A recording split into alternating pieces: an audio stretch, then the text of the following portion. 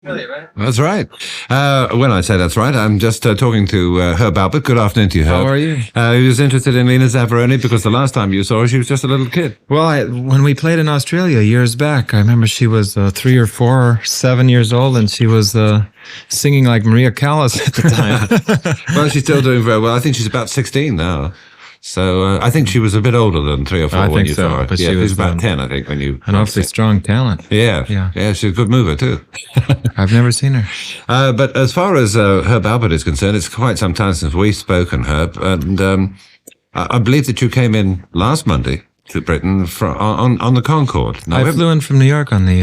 that was my first experience. It was a nice, interesting, quick flight. 3.5-hour flight from New York to London. Does that mean that you can avoid, by going at supersonic speed, the jet lag that you get on normal planes? Well, I certainly felt very comfortable when we arrived, and I didn't have the normal feeling that I usually get when I travel this far. Yeah, because that is one of the worst things, isn't it? If you've got a transatlantic or certainly flying from to Australia. Well, there is somewhat of an adjustment to make, but it makes it a little bit easier. Yes, I mean, it's what, 3 hours as opposed to 6, isn't it? 6.5, 7 hours. Yeah, that's a heck of a difference.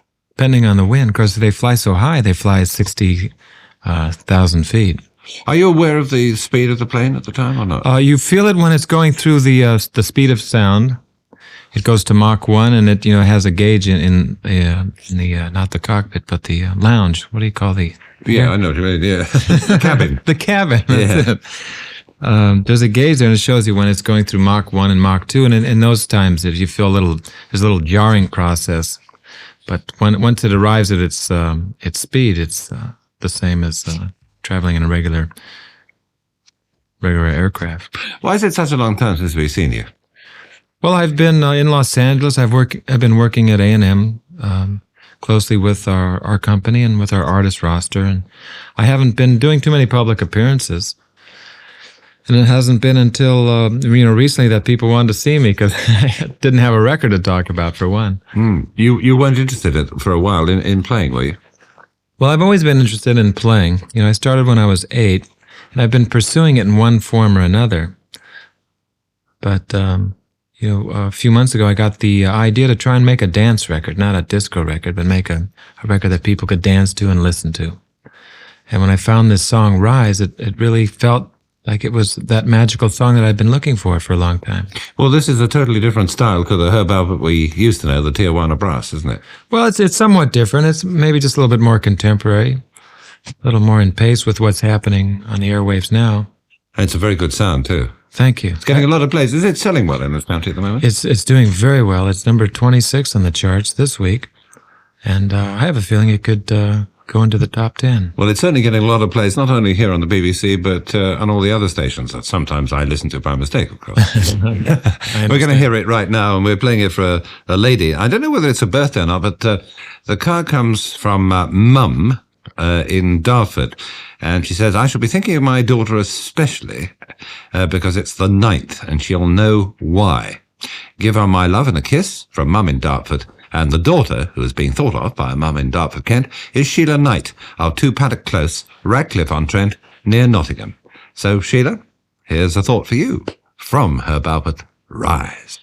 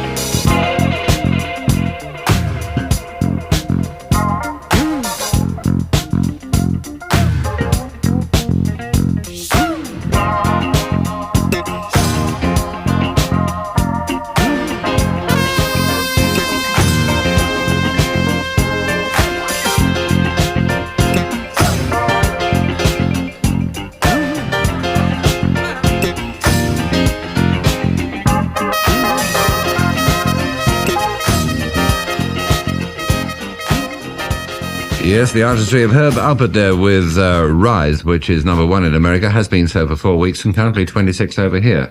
And I can't think of a better way of sort of coming back, finding the right number. You certainly found the right number, all right, didn't you? It's nice. I like it. But did you imagine it was going to be that successful, Herb? I had a feeling it was going to be a hit record. After recording it, I had a good feeling about it. It's got an atmosphere about it. It does. It actually does. Well, the very first time I've already mentioned it to you, and I think I might as well mention it on the air. The very first time I heard the record, I didn't know who was playing it. I didn't hear the introduction, and it was, I was, as I say, listening to somebody else's program, and I thought, that is really a marvellous record. Oh, that's nice. And so I didn't have any preconceived ideas saying, oh, well, it's Herb Alpert, it is a marvellous record. Oh, good. After recording it, I found myself, I had a little cassette of it, just a demonstration cassette, and I found myself listening to it for my own pleasure.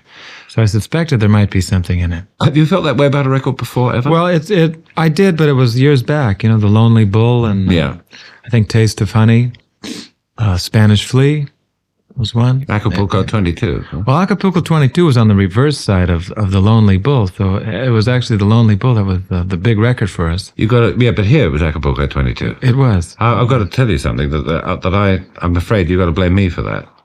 Because I heard Acapulco 22 being played in a French discotheque in Megève in the French Alps. And I found out that it was the reverse side of Lonely Bull. And I came back on a program that was called Pop In, which Keith Fordyce used to introduce. And I was known as the king of the B-sides. I always listened to both sides of a record, and I turned it over, and I said, I think this could be a monster for this country, far more than Lonely Bull. So I'm sorry about Lonely Bull, but Acapulco 22 actually made it, so you don't grapple too much. A belated thanks. I mean, 17 years later, you know. I've been looking for you all this time. Right. Do you still sing? I mean, because you had that very big hit with This Guy's in Love with You. Well, if I find that magical song, I'll got to wait for the magical song. Of course. It all revolves around a song. Yeah. So you're very fortunate in as much as that not only are you an artist, but a record producer and indeed a member of the company as such. As well, I'm co-owner of yeah, I mean, Records. you own the company, but you produce as well, don't you? I produce, and I work closely with other artists that we have. So you don't have to do that terrible thing like, I've got to find a record, I've got to find a record. No, I don't have the urgency to make a hit record, and I never really did. I do it because I really enjoy it. I get a lot of satisfaction out of being in a studio and being around creative people and making music. But obviously, as a horn player, as a trumpet player, you've had to keep in trim, because if you give up for any period of time, the lip goes, isn't it? You know. Do you play? I don't play, but I've heard. That's exactly true. So did you play on any sessions at all? Well, I did. I have the horn with me at all times, and I started playing when I was 8 years old, so it's part of me. It's like brushing my teeth. I practice every day. I practice every day of my life, just about. Did you ever play with a big band at all? No, I didn't. I played with some junior symphony orchestras. I played with some small groups, and I guess I'm kind of an oddity in the fact that I'm not a trumpet player in the traditional sense. I didn't play with the big bands, and I didn't come up from those roots. So I produce records from a producer's point of view. And the trumpet is my catalyst. I use it. I use the trumpet. Your record, which lasts 7 minutes and 20 seconds, is the longest record since, I think, MacArthur's Park, isn't it? Single record? I'm not sure about that. It's there's an extended version in the album, but there's also a single version available that's, I believe, much shorter, 3 minutes and 47 seconds. But on the album, it's 7:20. To be exact. Yeah, to be exact. Yes, you have to count every second when you're making a record. But from your point of view, which one do you prefer listening to? Do you like the longer version better, or? Well, in the States, oddly enough, they were playing it in strange configurations. Some stations were playing it. They were speeding it up. They felt the record was too slow. Some were slowing it down. They felt it was too fast. And some took the short version and chopped it up and made a combination between the short and the long version. So I've heard it in so many configurations now. I just like the song. I think it's a very romantic, beautiful melody. Evocative, isn't it? It's very evocative. It's a very sensual melody. Yeah, sensual is the word, I think. Better and it's very pleasant, and it cuts through. It's obviously not in competition with a lot of the records that are at the top of the charts now, but I think that's the beauty of it. Well, I think that's the important thing, is to find something that not everybody else is doing. I've always tried to do that. Yeah. I do listen to the radio, but I listen for what's not on the radio opposed to what is on the radio. What sort of people do you actually produce? What artists do you produce? Well, over the years I've produced the Tijuana Brass, the Baja Marimba Band, Chris Montez, Sergio Mendez, Brazil 66, Gato Barbieri, my wife, Lonnie Hall, Bill Medley. I've worked closely, excuse me, with the Carpenters. I've worked closely with them. And I have, a real interest in the recording industry. I like it. It's a fun arena to be in, and I like to be around creative people. There are certain problems I know in this country with certain record companies that are having problems. Are you having, or are record companies, not you personally, but are record companies having the same problems in America? Well, I don't know exactly the problems you're having here. We did have some problems and are working our way through it now. I think basically the problem is that what people are doing is that instead of buying the records, they're taping them off the radio. Well, that is a major problem, and that's unfortunate that that's happening. Because it's really not fair. It's not fair to of course, the record company. It's not fair to the recording artist or the writer of the song. Mm. But it's happening quite extensively, isn't it? It has been, and we're trying our best to circumvent that. There was a talk of putting something on the record so that it wouldn't be able to be taped. Exactly. Has that happened or not? Well, we're working on that process right at the moment. So that should be another boom for the record industry, I should think. Well, it's not a boom. It's the fair due. Well, they should. Yes, but I mean, it'll sales will go up again, I would think. I mean, are sales lower than they used to be in America? Well, we went through a little bit of a crisis, not only with the taping situation, but I think we got a little carried away when everyone saw how many records a Saturday Night Fever album sold, but the Bee Gees, 30 zillion copies. I mean, everybody thought we can do the same likewise. So we were guilty of shipping a little too many records to our distributors and to the record shops, thinking that there was indeed an audience out there when in fact there wasn't. Got a little too conscious of making gold records for artists and platinum records when they didn't really deserve it. That's right. And the business has always been a demand and supply. If there's a record that people are demanding, you have to supply them, but you can't supply them before they demand it. So we found, that we were left with a lot of returns as an industry. So because of that, it's going to be a much healthier place. Are you doing any concerts here as such, or are you here purely for promotion? Well, I'm here for promotion and also to congratulate our company here in the UK. We have an amazing record company here based in London. And yes, you've had a very good success ratio here, haven't you? Oh, it's amazing. It's number one singles company and number two album company this last quarter, I believe. And we're just very proud of it. And we have an amazing artist roster, and I just wanted to come here and thank all our people. I'm sure they appreciate that. But you're not going to... Have you any concerts lined up at all? I mean, are you interested in doing that? Well, I am. I honestly don't know whether that's in my future. I have to wait and see. I obviously realize Rise is a hit record, but I don't know... Whether you want to do it. I do want to do it, but I don't know... realistically, if there's a viable audience out there, I think there would be. I know there's an audience out there that would like to hear some of my old songs, the old Tijuana Brass. But if I can couple the two, if I could maybe get another hit record and if another album starts selling, then I could maybe do a concert. And something old, something new, something borrowed, something blue. Did you just make that up? Just out of my head. That's amazing. No problem at all. And as far as the next record is concerned, I'm sure you've already got something in mind for that, have you? Well, in the States, we just released a tune off the album called Rotation. And I guess a lot of people think I got lucky with one record. That might be the case. And I guess only time will tell whether that's the truth. I feel very strongly about the direction I'm into now, and I feel very confident that this is just the start of something. To me, this Rise record is like My Lonely Bull. It's like the start of... This could be the start of something big. Indeed, there's another tune you could I just write. made that up. Well, the listeners just phoned up to say, in fact, I've just heard it on my headphones, that there is a viable market for you. Oh, thank you. In a concert. I'll be at Royal Albert Hall tonight if you want. 8 o'clock. I think you could storm them, actually, quite frankly. Well, that's nice. Yeah, I'm really tempted to do it. You see, I mean, your old records are still very popular, and now you've got a whole new market as well. And I think the mixture of the two could be a very exciting evening. Well, I know I've had some exciting evenings here in London. Last time we played, well, it was the time before last time we did a command performance for the Queen, which was a memory I'll never forget. Well, Herb, it's been a pleasure to see you again, and congratulations on the very great success. I'm sure your record's going to get a number one here as well, as in the United States, where it is already. And I hope the next one, Rotations, is going to be just as successful for you.